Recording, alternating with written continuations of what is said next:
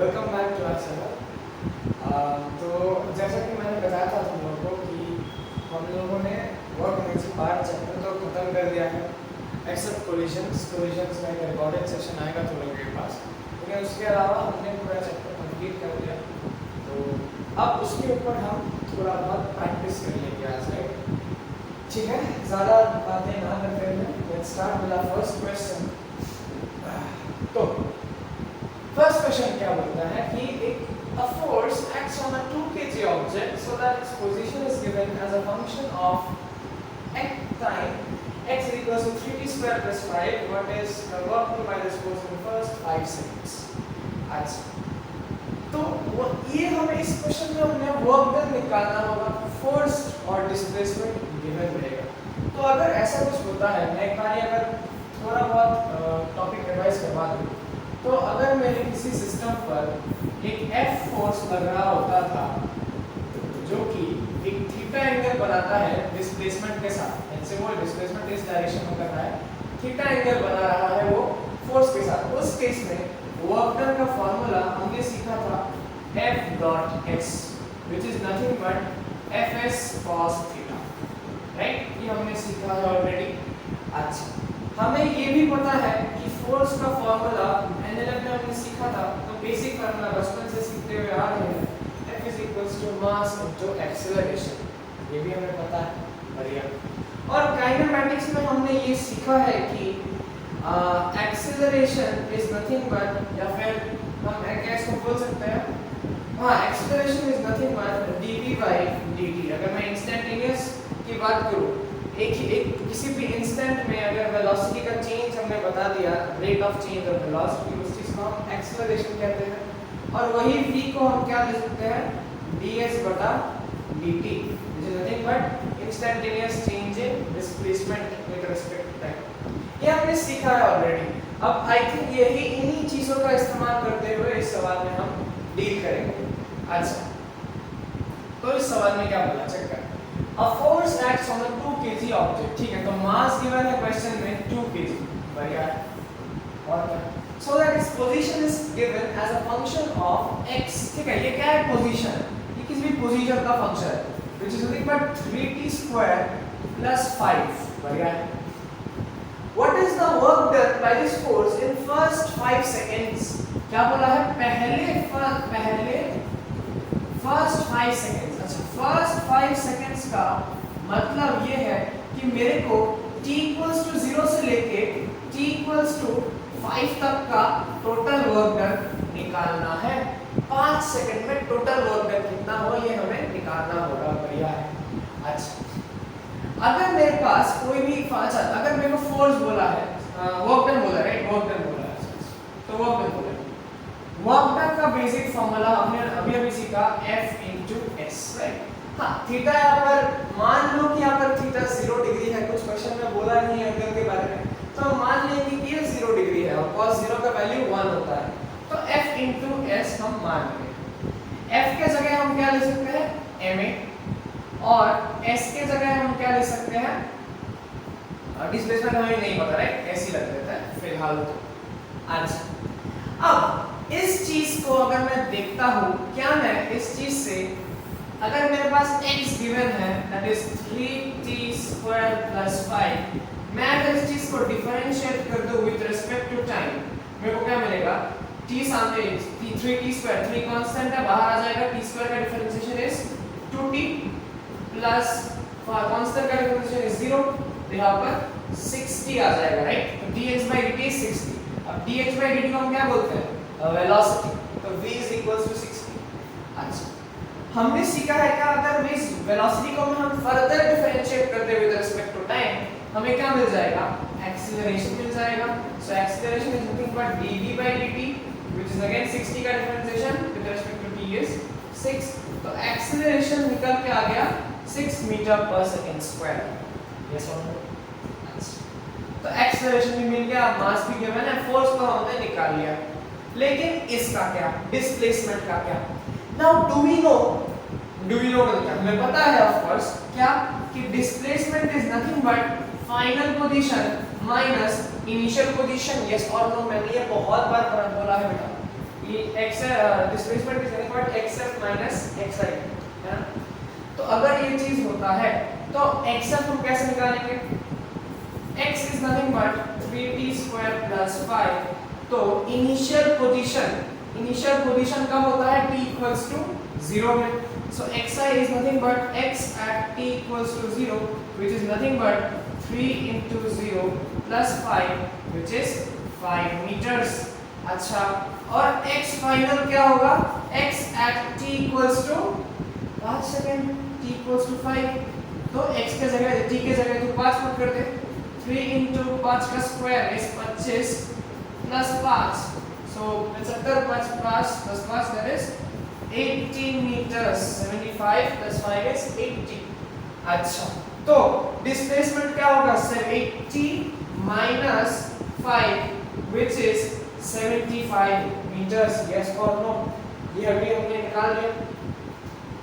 अब मास हमें पता है क्या? 2।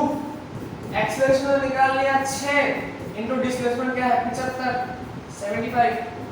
तो 12 into 75 12 into 75 कितना होता है? 75 into 12 is 0। यहाँ पर 14 15 into 5 और ये 7 तो 0 और ये 0 8 9 900 जूल। 900 joule option. ठीक है, क्या ये समझ में आया आप लोग? इट्स नॉट हार्ड, बहुत सिंपल क्वेश्चन था। मास क्वेश्चन में गिवन था, x का फंक्शन गिवन था, मैंने इसको दो बार डिफरेंशिएट करके एक्सप्रेशन निकाल दिया। x का फंक्शन जो गिवन था इससे हमने डिस्प्लेसमेंट निकाल लिया, फाइनल पोजीशन, फाइनल टाइम और इनिशियल टाइम पुट करके मैंने डिस्प्लेसमेंट भी मैंने निकाल दिया। तो फिर वर्क डन का तो बेसिक फार्मूला होता है F into S is ma into S। Accordingly मुझे तो 900 जूल आंसर पे मिल गया। तो ये था हमारा first question. I hope this is very clear. Now let's move into the second question. अच्छा, ये तो काफी आसान क्वेश्चन है। क्या बोला है कि a particle moves from position 3 I cap। देख, इनिशियल पोजीशन क्वेश्चन में गिवन है, इनिशियल पोजीशन क्वेश्चन में गिवन है 3 I cap plus 2 j cap minus 6 k cap। Final position भी क्वेश्चन में गिवन है क्या? 14 I cap plus 13 j cap plus 9 k cap। ठीक है, due to a uniform force. अब देख, फोर्स भी गिवन है। फोर्स क्या है इसका? Force is nothing but 4 I cap plus j cap plus 3 k cap Newton. ठीक है, डिस्प्लेसमेंट भी गिवन है। डिस्प्लेसमेंट अगर मीटर में है तो वर्क डन निकालने बोला है। अरे बहुत सिंपल क्वेश्चन है। हमने सीखा है क्या कि W is nothing but F dot x। yes or no?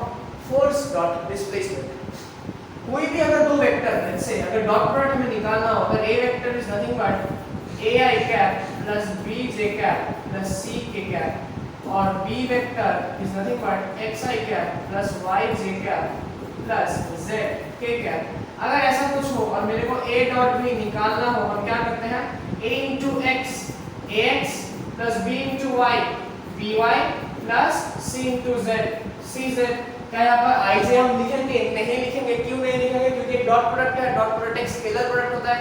Scalar product के वक्त हम I कैप J कैप नहीं लिखते, दिस इज स्केलर क्वांटिटी।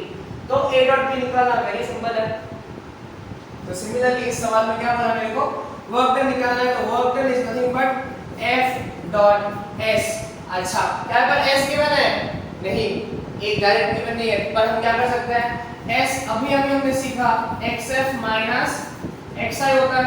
तो फाइनल पोजीशन क्या? 14 13 ऐसा देख, XF माइनस SI। 14 में से 3 गया तो क्या होगा? 11 I कैप। 13 में से 2 गया तो क्या होगा? 11 J कैप। और 9 माइनस 6 नहीं 9 minus of minus 6 which is 15 k cap। Miss हम 14 minus 3 11 I cap, 13 minus 2 11 J cap और 9 minus of minus 6 which is plus 15 k cap।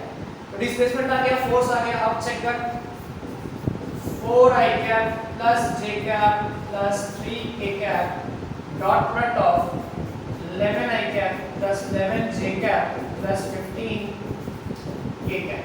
अब चेक कर, हम क्या करेंगे? अब 4 से 11 मल्टीप्लाई दैट इज 44, 1 से 11 multiply that is plus 11, plus 3 से 15 मल्टीप्लाई दैट इज 45, 45, तो 45 plus 55 that is nothing but 100, comes out to be 100 joules, 100 joules, which is again option number A. Simple question, ये बहुत आसान क्वेश्चन था, I hope ये question पूरा clear है आपको। अब थर्ड क्वेश्चन क्या, अच्छा ये रिपीट हो गया, रिपीट हो गया, अच्छा ये क्वेश्चन, ये क्या सही क्वेश्चन, हाँ ये तो सही क्वेश्चन है, तो रिपीट करिए। अच्छा अगला सवाल, a cord is used to vertically a cord is used to lower vertically a block of mass m by a distance d with constant downward acceleration of g by 4. Work done by the cord on the block is g. ठीक, question क्या बोल रहा है, ये hard नहीं है, बस ध्यान से समझो, कॉन्सेप्ट सेम ही है, work is nothing but fs cos theta, उसी के ऊपर इसे होगा इसे, ठीक। एक कॉर्ड है, कॉर्ड मतलब रस्सी या फिर धागा, कुछ टाइप से ऐसे ले, ठीक है। अच्छा, इस कॉर्ड से क्या हो रहा है कि एक मास m झूल रहा है, ठीक है, एक मास m मास का ब्लॉक जो है ऐसे झूल रहा है, और एक कांस्टेंट एक्सीलरेशन इस पर लग रहा है, that is g/4, g/4 is it's acceleration, ये इस एक्सीलरेशन से ये नीचे मूव कर रहा है, cord is moving, sorry block is moving downward with constant acceleration g/4, और एक कॉर्ड से बंधा हुआ है, बेसिकली धागा से बंधा हुआ है ये चीज। अच्छा, क्वेश्चन में बोला है कि work done by the cord निकालो ऑन द ब्लॉक, तो work done by the cord निकालना है। अच्छा ठीक है, तो ये अगर कॉर्ड है, कॉर्ड मतलब मैंने बोला कि धागा टाइप से ले सकते हो, अब धागा पे क्या लगता है, टेंशन लगता है ऊपर, हाँ या ना, टेंशन टी इस ब्लॉक में ऊपर की तरफ टेंशन टी लगेगा, यस और नो, नीचे लगेगा उसका वेट mg, हाँ या ना। अच्छा, और कुछ फोर्स है इधर नहीं, तो पहले हम एनएलएम की इस्तेमाल करते हैं, पहले हम एनएलएम लगाते हैं, मैंने सिखाया है अपने क्लास में भी, ये सब क्वेश्चंस कराया मैंने, कोली बांध दिया था, एक मास ऐसे जा रहा था, एक मास ऐसे जा रहा था, मैंने बोला था कि work done by the tension किस तरफ होगा, याद है ना वो क्वेश्चन, तो इसी के ऊपर ही हल्का फुल्का सवाल है, चेक करो। अब देख, ले जाने वाला फोर्स कौन हो गया, mg, हाँ या ना, माइनस अपोज कौन कर रहा है इसको, t, minus t is equals to mass into acceleration, क्या है इसका g/4, हाँ या ना, g/4। अच्छा, तो इधर से क्या मैं टेंशन को बोल सकता हूँ mg माइनस mg/4, मैंने ये क्वांटिटी इधर ले गया, इस को इधर ले आया मैंने, तो mg minus mg/4 is nothing but 3mg/4, तो टेंशन मेरे को क्या मिला, 3mg/4, तो फोर्स मेरे को मिल गया। अब क्या चाहिए, वर्क डन निकालना है, फोर्स मेरे को मिल गया, डिस्टेंस मेरे को चाहिए, अब डिस्टेंस मेरे को गिवन है कितना, डिस्टेंस भी गिवन है d, डिस्टेंस गिवन है d भाई, ये बहुत आसान क्वेश्चन है। अब देख, work done is nothing but fs cos theta, force क्या है t, डिस्प्लेसमेंट क्या है d cos थीटा, देख टेंशन लग रहा है ऊपर, बॉडी का मूव कर रहा है नीचे, तो एंगल क्या है 180 cos 180 डिग्री, अब cos 180 का वैल्यू है -1, टेंशन का वैल्यू है -3mg/4 और इसका वैल्यू है d, तो फाइनल आंसर क्या है इसका, work done is nothing but -3mg/4। ये था इस क्वेश्चन का उत्तर, आसान था, आई होप, ये तो बहुत ही सिंपल क्वेश्चन था, राइट, एनएलएम के ऊपर बेस्ड एक सवाल, आज एनएलएम और वर्गमूल का थोड़ा बेस। अच्छा, अगला सवाल, ये बहुत ताजा सवाल है, शायद बहुत लेटेस्ट सवाल, आई चेक करो। Two persons A and B perform the same amount of work in moving a body through a certain distance b. अच्छा, मेरे पास दो बंदे हैं, एक है A, एक है B, दोनों को सेम डिस्टेंस d पे मूव करना है, राइट, d पे वर्क करना है, ठीक है, तो डिस्टेंस यहाँ पर डिस्प्लेसमेंट डिस्टेंस एक ही बात है, अगर एक ही डायरेक्शन में मूव कर रहा है तो पार्टिकल, तो डिस्प्लेसमेंट d है इस केस में भी d है, with application of forces acting at angle 45 degree and 60 degree with the displacement respectively, मतलब ये कुछ F1 फोर्स अप्लाई कर रहा है at an angle theta 1 equals to 45 degree 45 degree with the displacement. और ये B जो बनता है वो F2 फोर्स अप्लाई कर रहा है at an angle theta equals to 60 degree, theta 2 equals to 60 degree with displacement. अच्छा, क्या बोला है?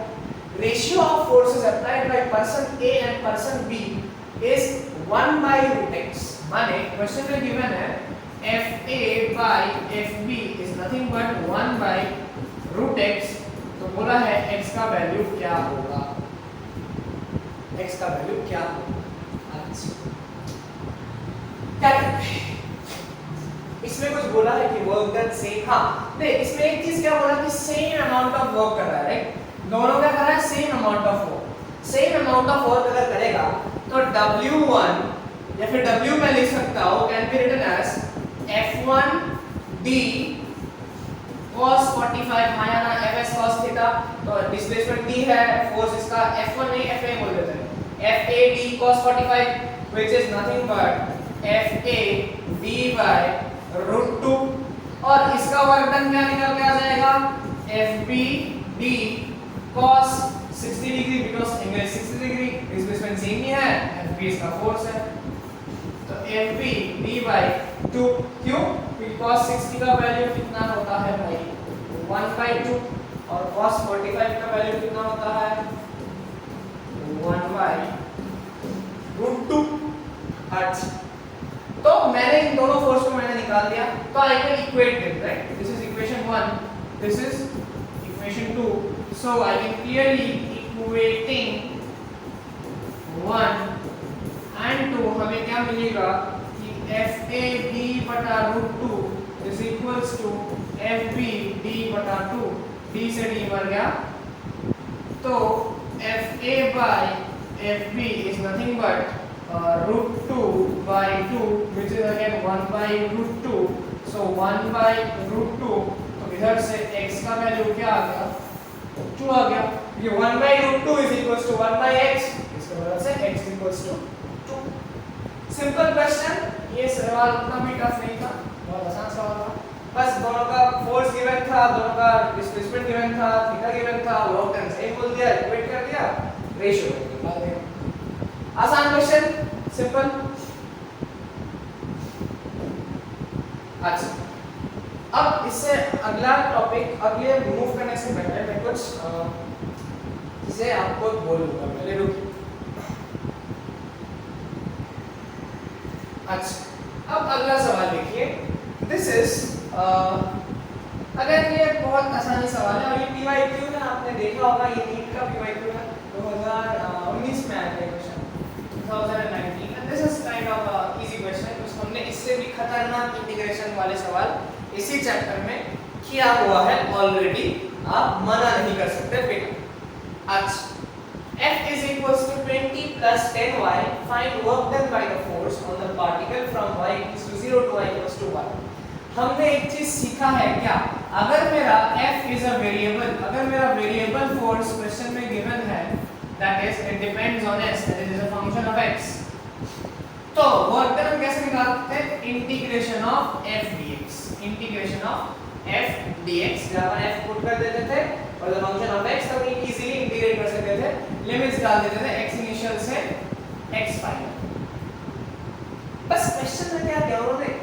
x के जगह y पुट कर दिया। भाई हमेशा पार्टिकल x में मूव करेगा, ये थोड़ा ना बोला है, पार्टिकल तो y में मूव कर सकता है, तो बस फोर्स का बस it is a function of x के जगह फंक्शन ऑफ y बोल दिया, तो क्वेश्चन पलट थोड़े जाएगा भाई, फॉर्मूला थोड़े नहीं हो जाएगा, फॉर्मूला सेम ही रहेगा। तो फॉर्मूला क्या है? Work done is nothing but integration of f dy। So limits क्या होगा? y1 से लेके y2 तक। f का वैल्यू क्या है? 20 प्लस 10y dy। लिमिट्स कहाँ है? 0 से लेके 1 तक। भाई बहुत इजी सवाल, 0 से लेके 1। अब इंटीग्रेशन ऑफ 20, तो हम सेपरेट करके लिख दें 20 dy 0 से 1 plus integration of 10y dy 0 से लेके 1। इंटीग्रेशन ऑफ 20 क्या होगा, 20 dy that is 20/20 कांस्टेंट है, बाहर आ जाएगा। Integration of dy is y, limits क्या होगा 0 से लेके 1 प्लस 10 बाहर, integration of y dy is nothing but y square by 2, limits क्या होगा 0 से 1, 2 से 10 कट गया 5, तो मेरे को क्या मिला ये 20 into, अच्छा 20 कांस्टेंट है बाहर निकाल दे, y एक बार 1 होगा, y एक बार 0 होगा, प्लस 5 है बाहर, एक बार y का वैल्यू 1, एक बार y का वैल्यू 0, 1 स्क्वायर इज 1, सो मेरे को आंसर मिल गया इधर से 20 plus 5 that is 25 joules, that is option number B. Very simple question देख लो, इंटीग्रेशन ऑफ एफडीआई के हमने दो बार, बस एक ही बार इंटीग्रेशन करना था इसका, सिंपल इंटीग्रेशन 20 का इंटीग्रेशन 20y हो जाएगा, 10y का integration 10y square upon 2 that is 5y square हो जाएगा, y का वैल्यू 1 एक बार पुट करो, एक बार 0 पुट करो, आंसर 25 आते दिख जाएगा। ठीक है, अच्छा इस टॉपिक के ऊपर हम लोग, ये लास्ट क्वेश्चन है दैट इज क्वेश्चन नंबर कितना है, question number 6 question work calculation के ऊपर ये लास्ट क्वेश्चन है। फिर हम स्प्रिंग पोटेंशियल एनर्जी या फिर काइनेटिक एनर्जी के ऊपर बढ़ जाएंगे। अच्छा ओ एक और सवाल है शायद, एक और सवाल है, वर्क डन बाय स्प्रिंग का एक सवाल है। अच्छा रुकिए, अब ये सवाल देखो, a block of mass m starts from rest, ठीक है, स्टार्ट्स फ्रॉम रेस्ट। अब स्टार्ट्स फ्रॉम रेस्ट से हमें ये पता चलता है कि इनिशियल वेलोसिटी क्या है इसका 0 है, and moves with constant acceleration g/2 upwards, और upward में ये मूव कर रहा है कितना एक्सेलरेशन से, g/2 एक्सेलरेशन से। अच्छा find the work done by the normal reaction force in t time. भाई वर्क डन बाय कौन सा फोर्स निकाला है, नॉर्मल रिएक्शन फोर्स, ठीक है कोई दिक्कत नहीं। फर्स्ट स्टेप क्या रहेगा इसमें, देखो वर्क डन निकालने बोला है तो work done will be nothing but F(s) cos theta, force इस केस में है नॉर्मल रिएक्शन, डिस्प्लेसमेंट हमें पता नहीं तो थीटा s बोल दो। थीटा क्या होगा, देख नॉर्मल रिएक्शन कहां लगेगा, ऊपर, बॉडी मूव की क्या कर रहा है ऊपर, तो वेरी सिंपल cos 0 डिग्री ही होगा।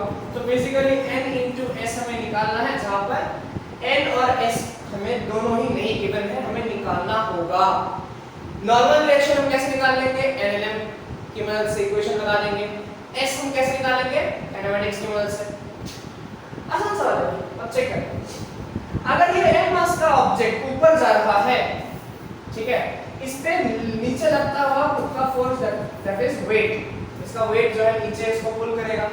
नॉर्मल रिएक्शन देखिए, सरफेस है ना, ये सरफेस है, ये कांटेक्ट है, कांटेक्ट होगा तो एक कांटेक्ट फोर्स लगेगा ऊपर की तरफ, तो एक नॉर्मल रिएक्शन फोर्स लगेगा ऊपर आया ना। बॉडी मूव का कर रहा है, ऊपर कर रहा है, कितने एक्सेलरेशन कर रहा है, g/2 से कर रहा है। हम क्या यहाँ पर इक्वेशन बना सकते हैं, क्या, ले जाने वाला फोर्स दैट इज n, अपोज करने वाला force that is mg, so n minus mg is equals to mass कितना है m, एक्सेलरेशन कितना है g/2, अगर ये चीज सही है तो can I add mg, n equals to mg plus mg/2 that is 3mg/2, normal reaction मैंने निकाल दिया 3mg/2। ओके सर, अब क्या डिस्प्लेसमेंट निकालना है, राइट। अच्छा इनिशियल वेलोसिटी u है, एक्सेलरेशन g/2 है, टाइम कितना है t है, टाइम वैल्यू t, तो हम डिस्प्लेसमेंट क्या नहीं निकाल सकते भाई, ut plus half at², so u का वैल्यू 0 तो ये 0, हाफ इनटू a का वैल्यू g/2, t का value t as it is तो t², तो gt²/4 यस और नो। अब डिस्प्लेसमेंट निकाल दिया, नॉर्मल रिएक्शन निकाल दिया, अब यहां पर नोट कर ले भाई, नॉर्मल रिएक्शन क्या है 3mg/2, डिस्प्लेसमेंट क्या है gt²/4, so that is nothing but 3mg² t²/8 joule. Very simple question, yes और नो, आसान सवाल, ठीक है। अब बढ़ते हैं हमारे अगले सवाल। अच्छा अब अगला क्वेश्चन देख, a spring with k equals to 5 into 10 to the power 3 Newton पर मीटर। अच्छा k क्या है यहाँ पर, k is nothing but spring constant, right। किसी भी स्प्रिंग का एक का स्प्रिंग कांस्टेंट होता है F is equals to kx, उस चीज का k का वैल्यू गिवन है। The spring is stretched initially by 5 cm from its unstretched position। ठीक है, मतलब ऐसा है कि मेरे पास जो है एक स्प्रिंग था, एक m मास का ऑब्जेक्ट था, m मास का ऑब्जेक्ट का मैंने बोला नहीं है सब, फिर भी ठीक है, स्प्रिंग था जिसका k का वैल्यू गिवन था, उसको मैंने पहले क्या किया 5 सेंटीमीटर स्ट्रेच किया। उस स्प्रिंग को मैंने 5 सेंटीमीटर स्ट्रेच करके लेट्स से स्प्रिंग जो है क्या हो गया यहाँ पर आ गया। ठीक है, उसको मैंने स्ट्रेच कर दिया, मतलब कितना स्ट्रेच किया मैंने उसको इनिशियल पोजीशन से लेके फाइनल 5 सेंटीमीटर तक स्ट्रेच कर दिया। वो उस चीज को करने में कुछ वर्क डन लगा, उसको वर्क डन करना हुआ ना, स्प्रिंग का फोर्स है, स्प्रिंग का फोर्स कुछ वर्क डन करेगा, करने में let's say W work done उसने किया। अब क्या क्या उसने the work done in further stretching by 5 centimetre. अब क्या क्या इस पोजीशन से, इस हालत से मैंने इसको फर्दर स्ट्रेच किया भाई। अब मैंने इसको फर्दर कितना स्ट्रेच किया, वापस मैंने इसको और 5 सेंटीमीटर स्ट्रेच कर दिया। ठीक, अब बोला है कि इस पोजीशन से इस पोजीशन जाने में कितना वर्क डन उसको करना होगा। कि W डैश मैंने लिख दिया, इसको W डैश कितना है मेरे को निकालना पड़ेगा। ओके, तो क्या करेंगे हम इस क्वेश्चन में? तो मैंने ये सवाल ऑलरेडी कराया हुआ है क्वेश्चन में नोट्स पे, और जब हम क्लास कर रहे थे मैंने इसी टाइप के ऊपर मैंने क्वेश्चंस कराया, और ये टाइप बहुत कॉमन है। मैं ऑलरेडी बोल दूं, मैं तब भी बोला था मैंने क्या ये जो क्वेश्चन है इसी को वेरिएशन करके बहुत प्रकार से वो पूछ सकता है कि परसेंटेज चेंज बोलेगा या फिर एनर्जी का पोटेंशियल एनर्जी कितना गेन हो ये बोलेगा, टाइप से बहुत यहाँ पर बन सकता है क्वेश्चन। ठीक, अब इस क्या बोला है, क्या करें देख। अब देख, पहले इधर से इधर जाने में कितना वर्क डन लगा वो निकाल सकते हैं हम पहले, फिर इधर से इधर कैसे निकालेंगे वो मेरा सब वरना वरना वरना वरना वरना सिंपल एकदम सोबर पोजीशन, एकदम सोबर दिमाग से ये करो। मैं इस पोजीशन में जो कि मेरा नेचुरल पोजीशन है, दिस माय नेचुरल पोजीशन है, मीन पोजीशन राइट, इसको मैं क्या बोलूंगा ना, मीन पोजीशन राइट। तो मीन पोजीशन में मैंने x को एज अ 0 ट्रीट किया right, x equals to 0 centimetre. इस पोजीशन में आते आते x का वैल्यू क्या आ गया 5 सेंटीमीटर, और इस पोजीशन में x का वैल्यू क्या हो गया 10 सेंटीमीटर। फाइनली क्या मेरे को ये वर्क निकालने की जरूरत है? अगर बोलता क्वेश्चन में कि निकालो तो हम निकाल लेते, लेकिन क्या हम निकालने की जरूरत है मुझको? नहीं।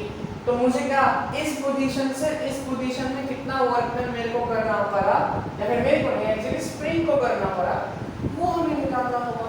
तो work done by spring force, I hope तुम लोगों को याद है, work done by spring force क्या होता था? अगर मैं मीन पोजीशन से ले रहा हूं तो -12 kx², और work done by spring force from x1 to x2 क्या होता था?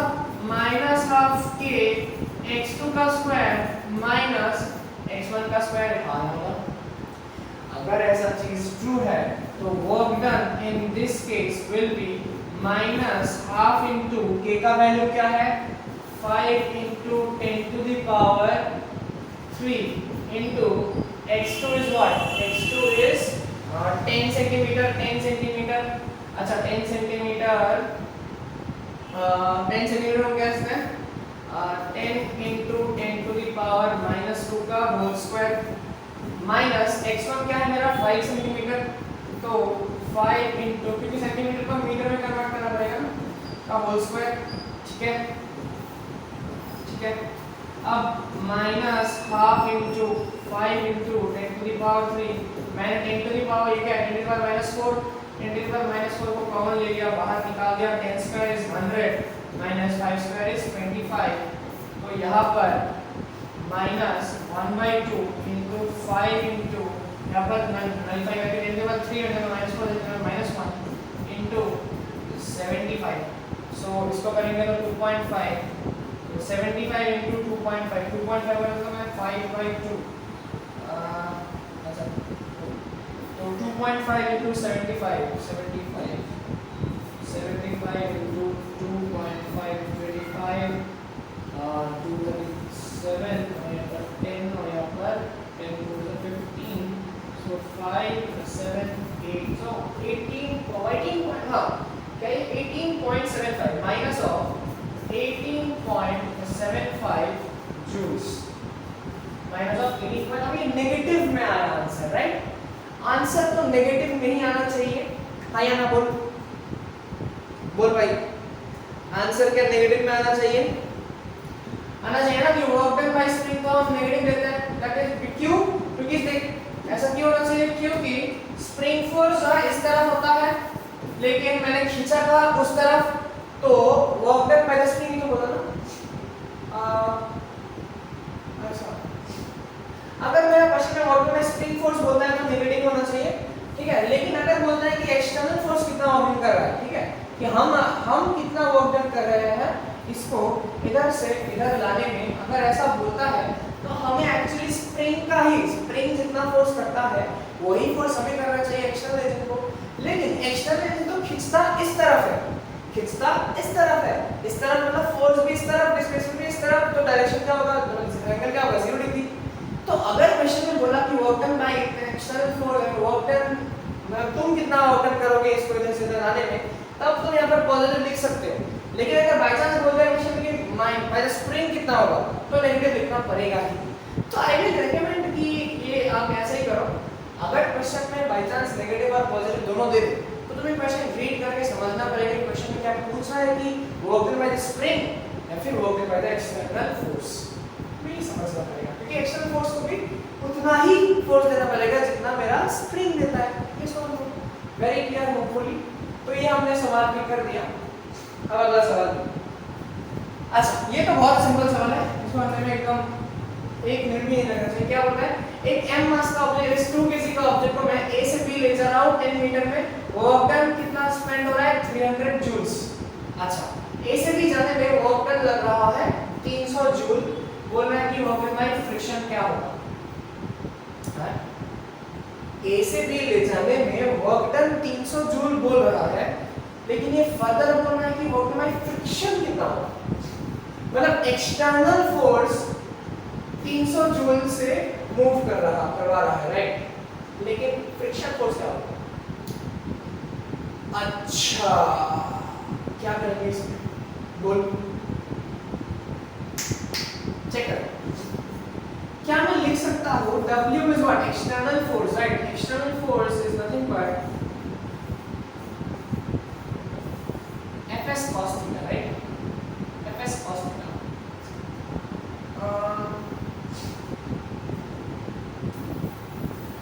नहीं अच्छा पहले FBD बना लो ये m मास का ऑब्जेक्ट है ये mg इसमें फोर्स लगेगा वेट लगेगा तो ये हो जाएगा मेरा mg cos थीटा ये हो जाएगा मेरा ये सॉरी mg sin थीटा ये हो जाएगा मेरा mg cos थीटा अब cos थीटा तो हमें पता नहीं हम क्या करेंगे भाई अब यहाँ पर लग जाएगा मेरा नॉर्मल लग जाएगा सो नॉर्मल मेरा क्या इसके बराबर हो जाएगा mg cos थीटा इतना तो हमें अभी तक पता ही है ठीक है अब फोर्स है इस तरफ ठीक है लेकिन ये सब ब्लॉक जब ऊपर जाएगा फ्रिक्शन इसमें किस तरफ लगेगा फ्रिक्शन लगेगा मेरा नीचे की तरफ यहाँ फ्रिक्शन लगेगा नीचे की तरफ लेकिन फ्रिक्शन फोर्स के लिए हमें म्यू इनटू n दोनों चाहिए राइट नॉर्मल रिएक्शन में निकाल दिया ठीक है लेकिन म्यू नहीं पता तो एक काम करते हैं इस चीज को ऐसे ना करके कुछ इनकम्प्लीट सा लग रहा है इस क्वेश्चन में कुछ तो इनकम्प्लीट है सवाल में अच्छा एक चीज यहाँ पर क्वेश्चन में गिवन है लेकिन मैंने लिखा नहीं था कि दिस वाज मूव स्लोली ठीक है या फिर gradually this mass was move gradually move किया था उन्होंने ठीक है इस चीज को ग्रेजुअली मूव किया। अच्छा, ग्रेजुअली मूव करने का मतलब क्या है, मैंने ये क्लास में बताया। ग्रेजुअली मूव करने का मतलब मेरा चेंज इन काइनेटिक एनर्जी क्या हो जाएगा, 0, delta T is equals to 0, right. अच्छा, तो इतना तामझाम करने की हमको जरूरत नहीं थी इस क्वेश्चन में, ठीक है, इतना तामझाम करने की जरूरत नहीं थी, क्योंकि मेरा ग्रेजुअली अगर मूव कर रहा हूं तो डेल्टा T 0 होगा। डेल्टा T 0 होगा, इसका मतलब हम यहाँ पर work done, work energy theorem इसमें आराम से लगा सकते हैं। WET मेरे को क्या बोलता है कि work done by all forces is nothing but change in kinetic energy. अच्छा, work done by all the force, कितने फोर्स हो गए यहाँ पर, work done by external force, work done by gravity plus work done by friction और कुछ work done by normal reaction is equals to delta T which is again 0। अच्छा, अब external force कितना वर्क डन किया, question में given है 300 joule. Work done by gravity क्या हो जाएगा, m मास का ऑब्जेक्ट है। अच्छा, यहाँ पर एक और चीज गलत है क्वेश्चन में, यहाँ पर एक्चुअली ये 10 हाइट 10 मीटर ये नहीं था, 10 मीटर एक्चुअली में, 10 मीटर एक्चुअली में ये है, दिस वाज 10 मीटर। ओके, तो वापस देख वर्क डन बाय ग्रेविटी क्या हो जाएगा, mgh प्लस फ्रिक्शन फोर्स हमें निकालना है, work done by friction force. Normal reaction देख, नॉर्मल रिएक्शन इस तरफ लगेगा और डिस्प्लेसमेंट इस तरफ हो रहा है, एंगल क्या है 90 डिग्री, 90 डिग्री में वर्क डन क्या होता है, 0 बेटा, तो ये भी क्या हो जाएगा 0 इक्वल्स टू 0। अच्छा, mgh का 300 प्लस m का वैल्यू कितना है 2, g का वैल्यू 10 मान ले, हाइट का वैल्यू 10 गिवन है, plus wf is equals to 0। So 300 plus 200 is 500, so wf is nothing but minus 500 joules, minus 500 joules। तो अगर मैं इसको ग्रेजुअली मूव कर रहा हूँ इधर से उधर, मेरा कोई भी लॉस ऑफ एनर्जी नहीं हो रहा है, राइट, काइनेटिक एनर्जी में कोई लॉस नहीं हो रहा। इसीलिए चेक कर, जितना फोर्स मैं ले जाने वाला फोर्स जो है, जो वक्त मैं ले जाने वाले में कर रहा हूँ 300 प्लस 200, वही मेरा फ्रिक्शन अपोज कर रहा है। क्यों, फ्रिक्शन तो उल्टा लगेगा ना, फ्रिक्शन का वर्क तो नेगेटिव आएगा। क्यों, क्योंकि फ्रिक्शन इस तरफ, डिस्प्लेसमेंट उस तरफ, तो एंगल 180 डिग्री, तो फ्रिक्शन का वैल्यू नेगेटिव आना चाहिए भाई। अच्छा, तो ये सवाल सिंपल था, बस वर्क एनर्जी थ्योरम लगाना था, हो गया ये सवाल। अच्छा, अब इस सवाल में आ जाए, ये तो और भी आसान सवाल है। हमने सीखा है क्या कि मेरा अगर फोर्स गिवन हो, फोर्स अगर वेरिएबल हो, if there is a variable force, we know work done can be calculated as integration of x dx from x1 to x2। अब ये जो चीज है integration of x dx from x1 to x2, यही चीज क्या होता है बेटा, area under fx curve, right, fx curve का एरिया तो यही होता है। तो अगर मैं इसका इंटीग्रेशन निकाल दूं, तो या फिर अगर मैं इस चीज का एरिया में निकाल दूं, तो मेरे को वर्क डन मिल जाएगा पाया ना, क्योंकि fx का कर्व है। अच्छा, 0 से लेके 6 तक मेरे को निकालना है, तो इसका work done will be very simple, इसका एरिया निकाल ले। तो एक ट्रापेजियम दिख रहा है मेरे को, half into sum of parallel sides, that is 3 plus 6, sum of parallel sides into height between them, that is 3। So 1/2 into 9 into 3, 1.5, that is 9 into 1.5, that is again what, 9 मतलब कितना होता है, 9 plus 18, 13.5, 13.5 joules इसका answer है बेटा। Simple, वरना क्या करोगे, एक रेक्टेंगल, एक स्क्वायर है यहाँ पर, 3 क्रॉस 3 का स्क्वायर है, तो इसका एरिया क्या होता है 9 होता है, प्लस हाफ इनटू बेस कितना है 3 इनटू हाइट कितना है 3, 9/2, सो 9 plus 9/2 that is 9 plus 4.5 which is again 13.5। दोनों तरीके से तुम कर सकते हो, सिंपल क्वेश्चन। वर्क कैलकुलेशन का ये लास्ट क्वेश्चन है, और ये थोड़ा अच्छा सवाल है, थोड़ा मतलब बेसिक ही है, मतलब डायरेक्ट एक बार में ये नहीं आता है। देख, क्वेश्चन बोला है कि मास 4 kg है, if it moves from rest and a variable force acts on it from x equals to 0 to x equals to 9। Find the work done by the force on the body when it reaches x equals to 4 meter और x equals to 7 meter। पहले हम इसको करेंगे फिर हम इसको करेंगे। पहले जब मेरा x का वैल्यू 4 है, अच्छा पहली बात तो देखो ये fx का कर्व नहीं है, अगर ये fx का कर्व होता हम डायरेक्टली एरिया निकाल सकते थे, वैल्यू रिपोर्ट कर देते वर्क का। लेकिन ये ग्राफ मेरा a वर्सेस x का, ग्राफ मेरा a वर्सेस x का, तो एक्सीलरेशन वर्सेस x टाइम के ग्राफ में क्या होगा देखिए।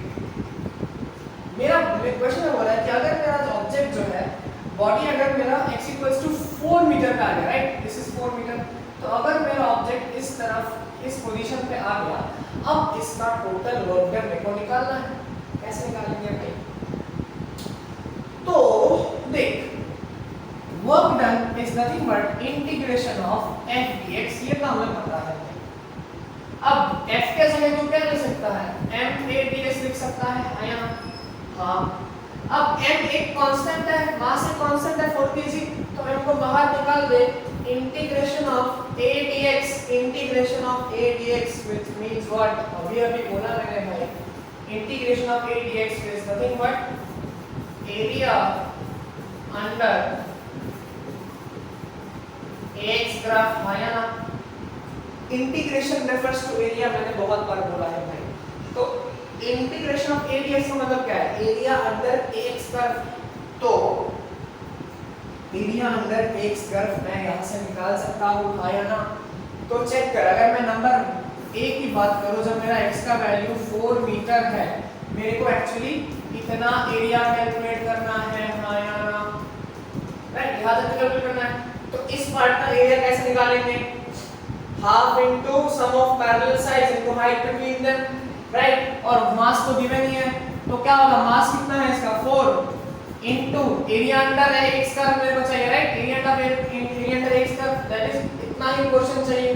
तो इतना पोर्शन क्या हो जाएगा, half into sum of parallel sides, that is ये कितना है, ये है 3, अच्छा ये कितना है, ये है 4, तो 3 + 4 into height between them which is 3, ठीक है। तो यार 2 से 4 हो गया, 2 into यहाँ पर 7 into 3, so 2 into 7 into 3 which is nothing but 21 into 2 44 joules, 44 joules है इसका उत्तर आया ना। समझ आ रहा है, इजी है ना।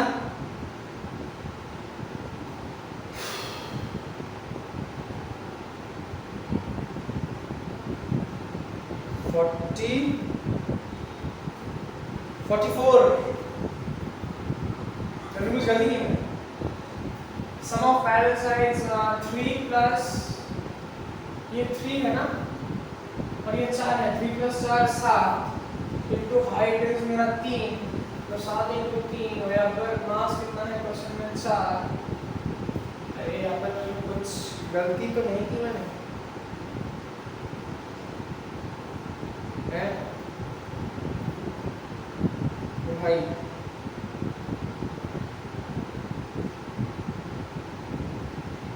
कुछ गलती कर रहा हो तो सर गलती हो रहा है। अच्छा 21 × 42 होता है, अबे यार 21 × 2 42 जो होता है, ठीक है। अब नंबर बी देख, नंबर बी क्या बोला है, x की वैल्यू 7 मीटर। अब 7 मीटर बोलेगा तो 7 मीटर क्या होगा, 7 मीटर मतलब पार्टिकल अब यहाँ तक आ गया, अब यहाँ तक आ गया पार्टिकल।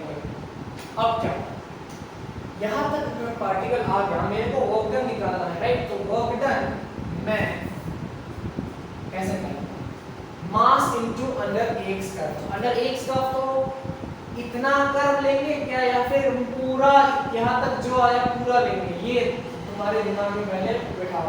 तुम्हें क्या लगता है, क्या हम बस इतना ही पोर्शन लेंगे या फिर हम इसको भी कंसीडर करेंगे और इसको हम माइनस कर देंगे?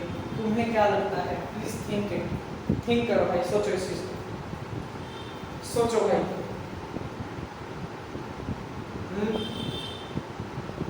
क्या लगता है, क्या लगता है तुम्हें, क्या लगता है? हाँ, अगर मैं इस पूरे चीज का लो, इस पूरे चीज का एरिया क्या हो जाएगा? इस पूरे चीज का एरिया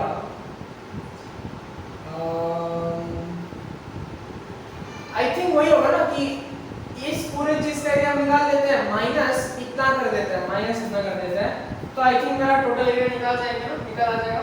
आया, तो इस पूरे चीज का एरिया क्या होगा? दिस एंटायर एरिया, इस पूरे चीज का एरिया, इस पूरे चीज का एरिया क्या है? Half into sum of parallel side, there is 5 plus 3 which is 8, 5 plus 3 8 into height between them is 3, so this is 12 joules, so it's 12 and 12. अब माइनस करेंगे इतना पोर्शन, राइट, माइनस करेंगे इतना पोर्शन, इतना का एरिया कितना है बोलो? Half into sum of parallel sides, that is इतना क्या है? 1, ये क्या है? 2, right, 1 और 1 plus 2 is 3 into height between them is again 3, so 3 into 3 by 2, that is 9 by 2 is 4.5, तो 12 minus 4.5 अगर हम करेंगे that is 7.5, तो वर्क डन क्या होगा? 4 into 7.5 which is 30 joules। ठीक है, मैंने ये माइनस क्यों किया? क्योंकि ये वाला एरिया पॉजिटिव है, ये वाला एरिया नेगेटिव है। मैंने डिस्प्लेसमेंट में सिखाया था, याद है वो दिन तुम लोगों का याद है भाई कि अगर मेरा डिस्प्लेसमेंट या फिर वेलोसिटी नहीं, क्या एक्सीलरेशन टाइम ग्राफ होता था, इस टाइप से लेते थे, ठीक है, तो उधर से मैंने निकाल, अरे हाँ, अगर एरिया मैंने बोला था क्या? अच्छा, VD ग्राफ ले, VD ग्राफ ले लिए। अब डिस्प्लेसमेंट का याद है, अगर मैं ये A1 एरिया है, ये A2 एरिया है, अगर मेरे को डिस्प्लेसमेंट निकालना था, हम क्या करते थे? इस वाले को पॉजिटिव तो A1, ये नेगेटिव तो A2, तो A1 माइनस A2। अगर डिस्टेंस बोलता तो क्या करते हैं? दोनों को हम ऐड कर देते, याद है बोले, मैंने एक बार रिवाइज कर दिया। तो वही चीज, वही कॉन्सेप्ट हमने इस क्वेश्चन में लगाया है। तो this was a good question, mark this question. इसके अलावा हमने वर्क के ऊपर जितना भी क्वेश्चन पॉसिबल वेरिएशन हो सकता था, फास्ट में हमने रिकैप कर लिया। हम अब करते हैं अगले टॉपिक पर, ठीक? अच्छा, अब आगे बढ़ने से पहले मैं एक चीज दिखा दूं क्या, कि हमने ये भी सीखा है अगले कि काइनेटिक एनर्जी, अगर एक बॉल है मेरा, लेकिन ऑब्जेक्ट है मेरा, m मास का ऑब्जेक्ट है, जो कि v वेलोसिटी से मूव कर रहा है, तो उस पे कुछ एक एनर्जी स्टोर रहेगा जिसको हम बोलते हैं kinetic energy, that is half mv²। अच्छा, उसी चीज पे, उसी रिलेशन में हमने सीखा था p² = 2mk, उधर से p = √2mk, जहां पर मेरा p होता था क्या? मोमेंटम, लीनियर मोमेंटम, और k होता है मेरा काइनेटिक एनर्जी। हाँ या ना? क्योंकि सीखा है ऑलरेडी, जहां पर p is nothing but mass into velocity. अच्छा, ये चीज भी आपको पता होगा कि परसेंटेज चेंज जो है that is nothing but final minus initial बटा इनिशियल इनटू 100, राइट? ये चीज भी आपको पता होगा। अगर ये चीज मेरा पॉजिटिव आया that means this is increase, और अगर ये चीज मेरा नेगेटिव आया इसका मतलब ये डिक्रीज हो रहा है। Very simple. अच्छा, अब अगर मैं इस सवाल में आऊं, फर्स्ट क्वेश्चन देख, फर्स्ट क्वेश्चन क्या बोल रहा है कि what is the graph between √k and 1/p, जो कि बहुत सिंपल सवाल है। अभी हमने सीखा कि p = √2mk, हाँ या ना? Right, p = √2mk। अच्छा, m का तो यहाँ पर कुछ भी डिपेंडेंसी नहीं है, तो हमें पता है कि p is proportional to √k, p is proportional to √k। लेकिन यहाँ पर क्या बोल रहा है कि इसका मतलब √k is proportional to p, है ना? √k is proportional to p। लेकिन क्वेश्चन में क्या बोल रहा है कि √k और 1/p के बीच में ग्राफ बना हुआ, मतलब x एक्सिस में √k है और y axis, sorry, x axis में 1/p है और y एक्सिस में √k है, ठीक है? अच्छा, this is y proportional to x, लेकिन y में तो ये नहीं, y में तो ये सही है, ठीक है, लेकिन x में तो ये नहीं क्या है 1/p है, x पे तो 1/p है। अब क्या करेंगे, तो इस चीज को क्या हम लिख सकते हैं √k is proportional to 1/1/p। अब बोल दो क्या ये चीज और ये चीज सेम है, यस और नो। डिनोमिनेटर के डिनोमिनेटर वाला टर्म न्यूमरेटर में आ जाएगा, तो ये चीज और ये चीज एग्जैक्टली सेम है। हाँ यहाँ अब चेक कर, y एक्सिस में √k, y एक्सिस में √k, ठीक है। x एक्सिस में 1/p, x एक्सिस में 1/p। Can you see this? क्या आपको ये दिख रहा है कि मेरा ये चीज इस टाइप से हो सकता है y is inversely proportional to x, yes or no? क्योंकि √k is inversely proportional 1/p। Directly p बोलता तो ये बोलता राइट, इनवर्सली प्रोपोर्शनल होता है y inversely proportional to x। ये किसका ग्राफ है? ये मेरा हाइपरबोला, रेक्टेंगुलर हाइपरबोला का ग्राफ है। रेक्टेंगुलर हाइपरबोला, ये रहा मेरा option number C, option number C, √k और 1/p। क्या आपको समझ में आ रहा है? अच्छा, बाय चांस अगर क्वेश्चन में बोलता कि find the dot graph between √k and p, अगर √k और p के बीच में ग्राफ बोलता तो ये y proportional to x is a straight line graph, तब मेरा ऑप्शन ए सही हो जाता। अगर मेरा इस x एक्सिस में सिर्फ p होता तो मेरा option A was the correct answer, लेकिन इसमें बोला है 1/p, तो this is nothing but proportional to 1/1/p which is y proportional to x। तो इस टाइप से क्वेश्चन नीट जेईई में बहुत कॉमन है। इस चैप्टर से नहीं तो कुछ कोई ना कोई चैप्टर से तो ये सब ग्राफिकल क्वेश्चंस दे ही देते हैं। ठीक, अगला सवाल देख, ये तो बहुत हलवा सवाल है भाई, ठीक है। क्या हुआ if momentum is increase by 50%। अच्छा, मेरा initial momentum let's say p था, तो फाइनल मोमेंटम क्या हो जाएगा? 50% से मैंने बढ़ा दिया, तो p प्लस 50% मतलब 50/100 into p, which is nothing but p plus p/2, that is 3p/2। okay, okay, 0.5% change in kinetic energy. अरे यार, इनिशियल मोमेंटम p है तो इनिशियल काइनेटिक एनर्जी क्या हो जाएगा? k रहेगा। अब फाइनल काइनेटिक एनर्जी मेरे को निकालना है, दैट विल बी व्हाट? अच्छा, इनिशियल काइनेटिक एनर्जी k है which is nothing but half mv², ठीक है, mv²। अच्छा, final momentum, final kinetic energy क्या होगा? हाफ मास क्या चेंज होगा? देख, भले ही मोमेंटम चेंज हो, momentum depends on mass and velocity. क्या मास काइनेटिक एनर्जी चेंज होने से क्या मोमेंट नहीं, मास चेंज होगा? मास तो फिक्स ही रहेगा, इसका मतलब वेलोसिटी में ही चेंज हो रहा है, वेलोसिटी चेंज हो रहा है इसीलिए मेरा काइनेटिक चेंज हो रहा है। तो this is nothing but half mvf², yes और नो? Half mvf²। अच्छा, ठीक है। इनिशियल मोमेंटम को तू लिख सकता है mv, और फाइनल मोमेंटम को क्या लिख सकते? 3p/2, 3p/2। अच्छा, 3p/2 मतलब p के जगह फाइनल मोमेंटम का लिख सकते हैं m into v final, and this is 3 into p के जगह क्या लिख सकता है? m into v इनिशियल और डिवाइड बाय 2।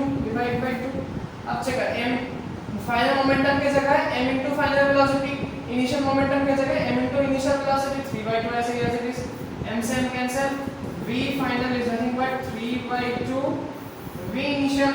अब बोल काइनेटिक एनर्जी मतलब क्या हो जाएगा? Half into m into 3/2 vi का whole square, so half into 9/4 mvi²। तो can you write 9/4 into half mvi²? Half mvi² के जगह तू क्या पुट कर सकता है? k पुट कर सकता है, तो दिस इज 9k/4। तो k इनिशियल भी निकल गया, k फाइनल भी निकल गया, तो परसेंटेज चेंज इन k क्या हो जाएगा? k final minus k initial divided by 100, divided by k initial into 100। Final मतलब 9k/4, इनिशियल मतलब k divided by k into 100 solve करो, ये मेरा 125% आ जाएगा, which is option number C. तो ये काफी इजी क्वेश्चन था, मैं ये क्वेश्चन मैंने अपने क्लास में भी कराया हुआ है। अगला सवाल है, a block of mass 10 kg moving in x direction with a constant speed of 10 metre per second, ठीक है।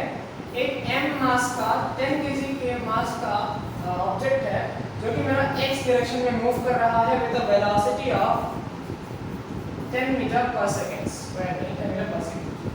अच्छा, it is subjected to a force 0.1x during its travel from x equals to 20 से x equals to 30। x equals to 20 से x equals to 30 में ये एक variable force 0.1 fx, f is equals to 0.1 fx experience कर रहा है, ठीक है। f is equals to 0.fx force जो है इसमें लग रहा है, ठीक है। अच्छा, अब बोल रहा है कि find its final kinetic energy, final kinetic energy मेरे को निकालना होगा। तो इस क्वेश्चन में आपको एकदम देख के समझ आ रहा है कि ये किसका सवाल है। This is a question of work energy theorem. Work energy theorem का सवाल है। वर्क एनर्जी थ्योरम में हमने सीखा कि work done by all the forces is nothing but delta K. Work energy work done by all forces equals to delta K. अब force क्या लग रहा है इसमें, एक ही बस फोर्स लग रहा है, दैट इज देखो एक फोर्स लग रहा है mg, राइट, w mg, और एक फोर्स लग रहा है external force is equal to delta K, मतलब K final minus K initial. अब mg क्या है, नीचे बॉडी का मूव कर रहा है, सामने एंगल क्या है 90, वर्क डन क्या होगा 0। सिमिलरली नॉर्मल रिएक्शन का भी वर्क डन 0 होगा क्योंकि नॉर्मल रिएक्शन ऊपर mg सामने, सॉरी डिस्प्लेसमेंट सामने, तो वर्क डन 0। Very simple. तो work done by external force ही चाहिए which is nothing but integration of f dx from 20 to 30 equals to k final, मतलब जो कि मेरे को निकालना है, फाइनल एनर्जी निकालना है। और इनिशियल एनर्जी क्या हो जाएगा half into m u square, ठीक है। अब f क्या है मेरा 0.1x इंटीग्रेशन ये dx 20 से लेके 30 तक इक्वल्स टू k फाइनल निकालना है माइनस हाफ इनटू m का वैल्यू क्वेश्चन में गिवन है 10 kg, इनिशियल वेलोसिटी गिवन है 10 स्क्वायर दैट इज 100, तो ये 5, सो 0.1 एक कांस्टेंट है, बाहर निकाल ले, x स्क्वायर बाय 2 है, इसका इंटीग्रेशन लिमिट्स डाल दे, कहां से कहां 20 से लेके 30 तक equals to k final minus this is again 500। अच्छा, दिस इज 500। अब सो क्या हो गया यहाँ पर 0.1 into x square by 2, so by 2 कर दे यहाँ पर x square is nothing but 30 square that is 900 minus 20 square that is 400, ठीक है। this is equals to k final minus 500, ठीक है 500। अब 0.1 by 2 into this is 500 is equals to kf minus 500, this is 250 into 0.1 is nothing but 25 equals to kf minus 500, so final kinetic energy will be equals to 525 joules। कैसा होगा option, option कुछ गलती किया ना, कुछ से गलती क्या की है,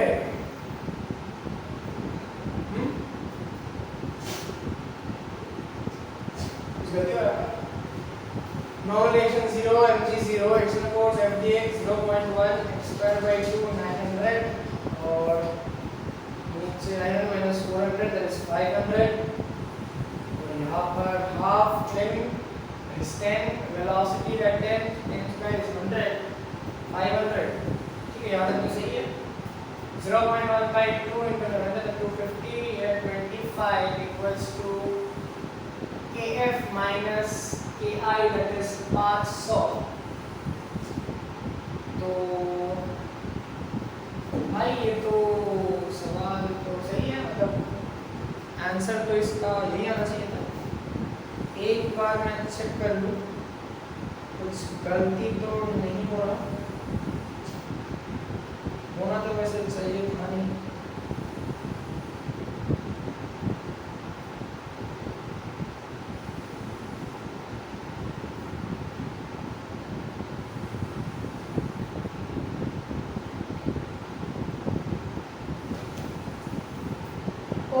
अच्छा नहीं, आंसर समझ आया। ये एक्चुअली क्वेश्चन में मेरा यहाँ पर माइनस गिवन था भाई, यहाँ पर एक माइनस गिवन था, यहाँ पर एक नेगेटिव था।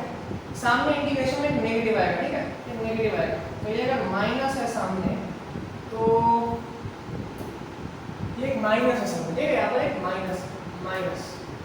तो अगर ये माइनस है, दिस इज माइनस है, तो अगर ये माइनस है, अब चेक कर, this is minus, so this is nothing but kf will be equals to, या फिर एक काम कर, ये -25 और ये 500 इधर आ जाएगा तो plus 500 equals to kf।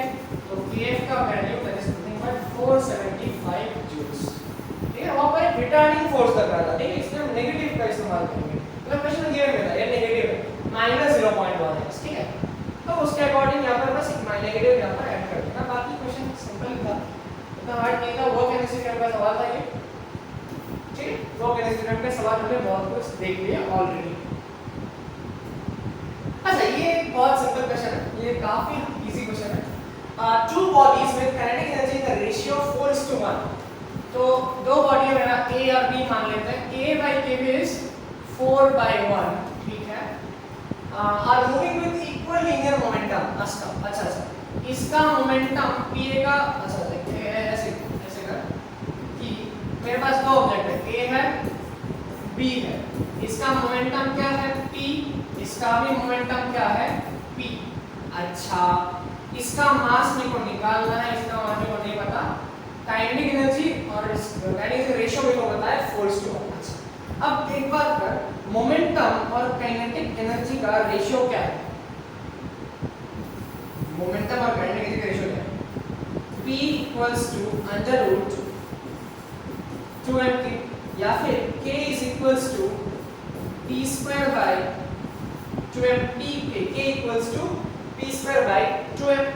Momentum यहाँ पर कांस्टेंट है, अगर मेरा मोमेंटम कांस्टेंट है, kinetic energy is just inversely proportional to mass, yes और नो, क्योंकि मोमेंटम तो कांस्टेंट है, because momentum is constant। if p is constant, इसका भी p है, इसका भी p है, तो kinetic energy is inversely proportional to n, क्योंकि 2 भी constant है।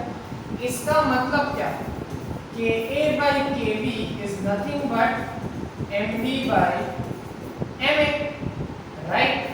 Ka/Kb is nothing but mb by ma। Ka/Kb क्या है, 4:1, so this is nothing but mb by ma। तो ma by mb क्या हो जाएगा, ma by mb हो जाएगा 1:4।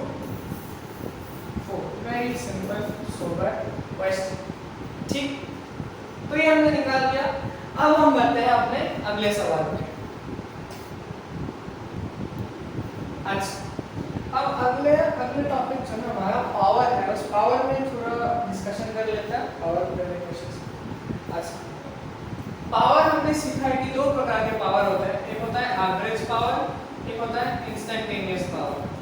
Average power is nothing but delta W upon delta T, right, delta W upon delta T, और instantaneous power is nothing but dW by dt।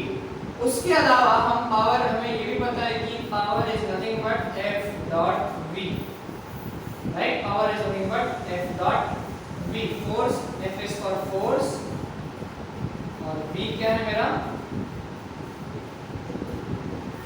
velocity। अच्छा, हम check करें, a body of mass and accelerates from rest मतलब initial velocity 0, एक m मास का object है, body है, जो कि इनिशियल वेलोसिटी 0 से लेके फाइनल वेलोसिटी v1 तक वो चला गया।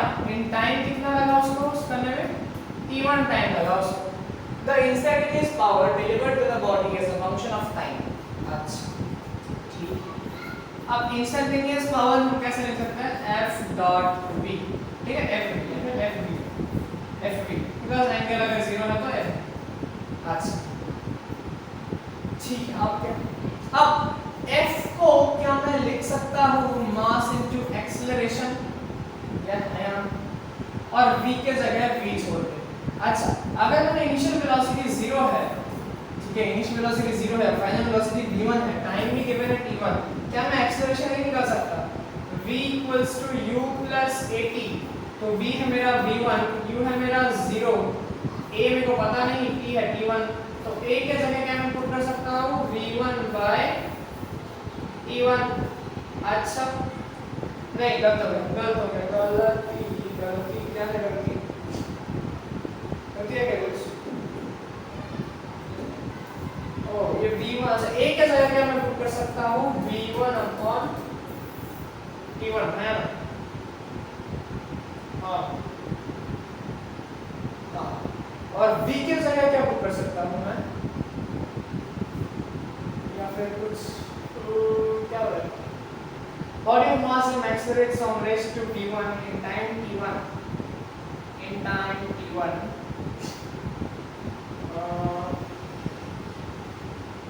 The instantaneous power delivered to the body as a function of time. Function of time.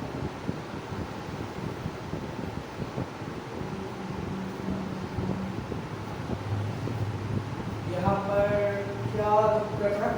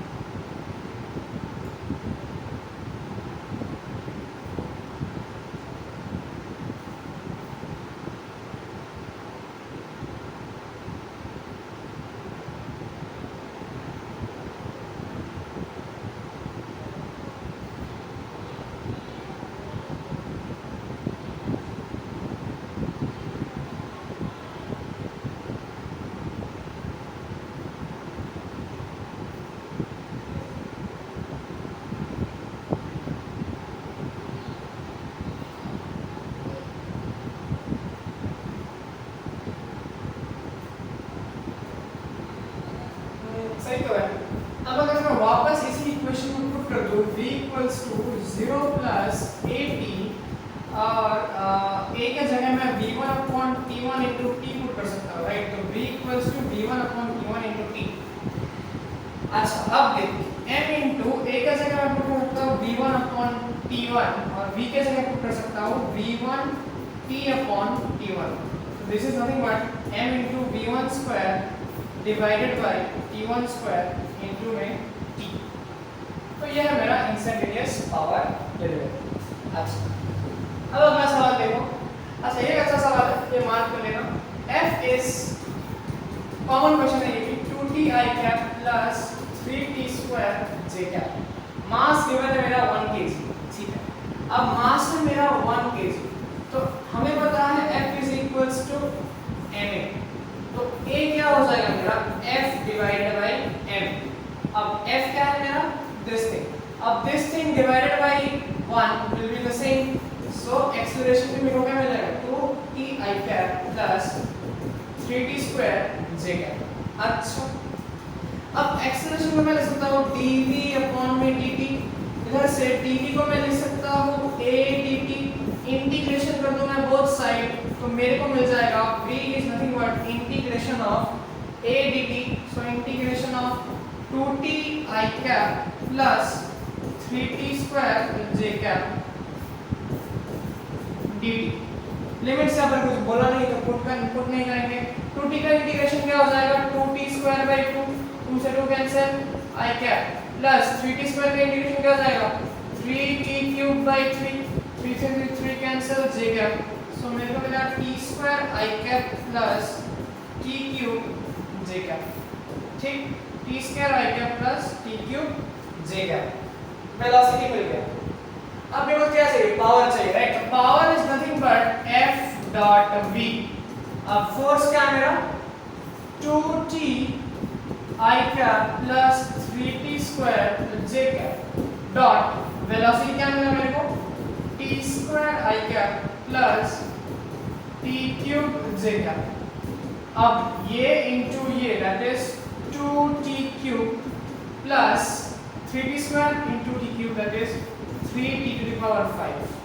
So power मेरे को ये मिल गया इन व्हाट. ये कॉमन क्वेश्चन है पर आसान भी था, ज्यादा टफ तो ये था नहीं. ये तो बहुत सिंपल क्वेश्चन है. देख क्या बोला कि ये मैं क्लास में सिखा चुका हूं already. A pulley takes 1 minute to raise a suitcase to a height of 2 meters, but the second pulley takes 30 seconds. अच्छा पहले को कितना लगा था? पहला को लगा 1 मिनट, दूसरे को लगा 30 सेकंड. ठीक है, हाफ टाइम पे उसने कर दिया. सेम काम, राइट? दोनों को सेम काम करना है.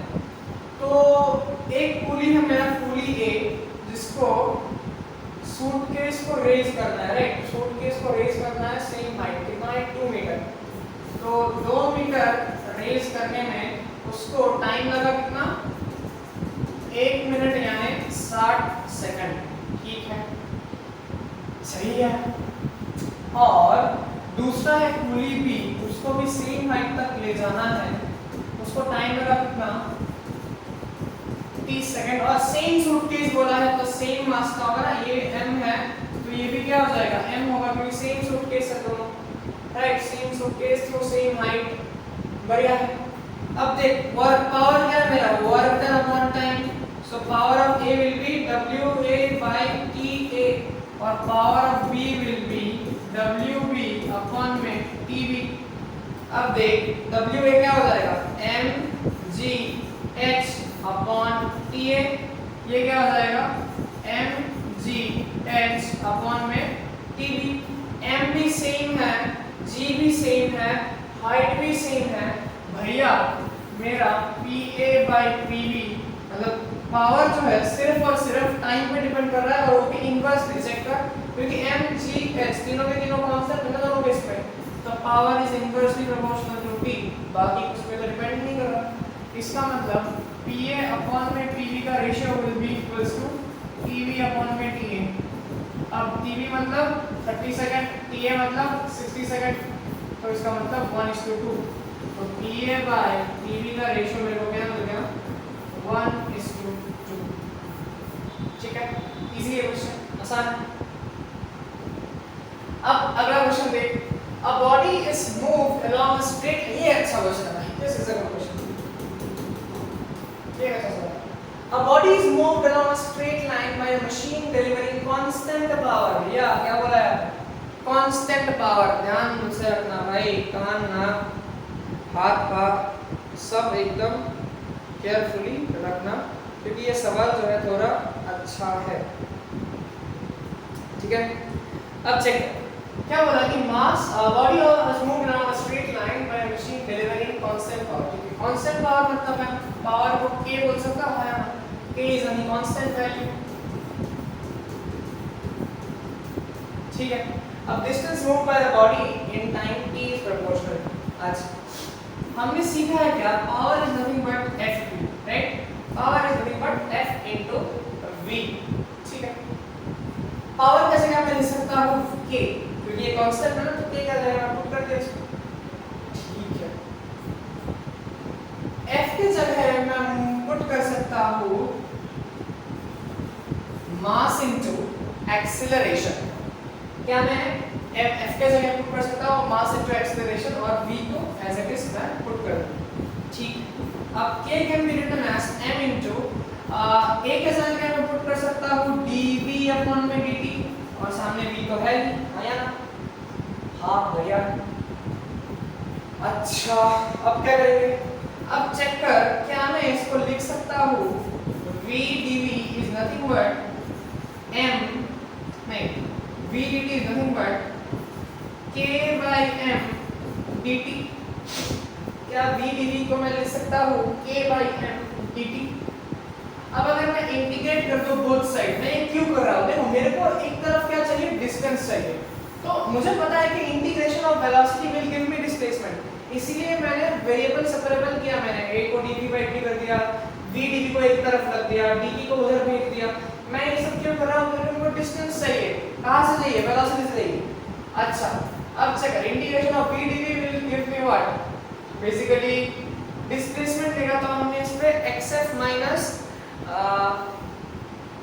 Integration of v dv actually क्या होता है v स्क्वायर अपॉन में 2 राइट v स्क्वायर अपॉन में 2 अच्छा v स्क्वायर अपॉन में 2 is equals to integration of k by m dt k तो कांस्टेंट है m की कांस्टेंट है dt का इंटीग्रेशन इज t तो k बाय m t यहां तक क्लियर है यहां तक तो कोई दिक्कत है नहीं आई होप राइट यहां तक तो क्लियर है ना तो अब मैं क्या कर सकता हूँ v को मैं क्या v स्क्वायर में क्या लिखूंगा 2k by mt या फिर v को क्या मैं कर दूंगा under root 2k by m और t under root 2k by m t so ये है मेरा अभी तक का फॉर्मूला मैंने अभी तक ये इसको निकाला है अब देखो मेरे को डिस्टेंस चाहिए ना तो मैं क्या पुट करूंगा v के जगह dx upon dt पुट कर देता हूँ और 2k by mt यहाँ पर एज इट इज मैं रख देता हूँ अब चेक कर अब dt को उधर भेजना पड़ेगा ना मेरे को dt को उधर this is getting a bit complex इधर से मैं इधर गया अब मैं इधर से इधर जा रहा हूँ अब चेक कर dx can be written as 2k by m into root t dt ठीक है ये तो कांस्टेंट ही है अब अगर मैं फर्दर इंटीग्रेट करूं दोनों का इसका इंटीग्रेशन मेरे को x दे देगा और इसका तो ये तो कांस्टेंट ही है 2k by m और integration of root t dt हमें करना पड़ेगा so x equals to under root 2k by m integration of root t dt इसका मतलब क्या t की पावर हाफ dt तो इसको मैं क्या लिख सकता हूं ये तो कांस्टेंट है निकाल दे t का power half is nothing but t का power half plus 1 divided by half plus 1 so this is nothing but x equals to root 2k by m into t की power 3 by 2 divided by 3 by 2 ये है मेरा जवाब तो मेरा बोला है कि t distance is proportional to so distance की अगर बात करो so x is proportional to t to the power 3 upon 2 this is your final answer ये एक अच्छा सवाल था तो इसको एकदम शिद्दत से देखो मैंने क्या किया पहले p equals to force into velocity p एक कांस्टेंट करके मान लिया f के जगह ma और ये v के जगह v रख दिया फिर a के जगह dv by dt मैं क्यों कर रहा हूं क्योंकि मेरे को एक तरफ डिस्प्लेसमेंट चाहिए पोजीशन चाहिए तो इसका हमें पता है कि इंटीग्रेशन ऑफ v dt मेरे को पोजीशन दे सकता है इसलिए मैंने इसको ऐसे स्टेप वाइज किया watch this solution very carefully ठीक है अब हम मूव करते हैं अगले सवाल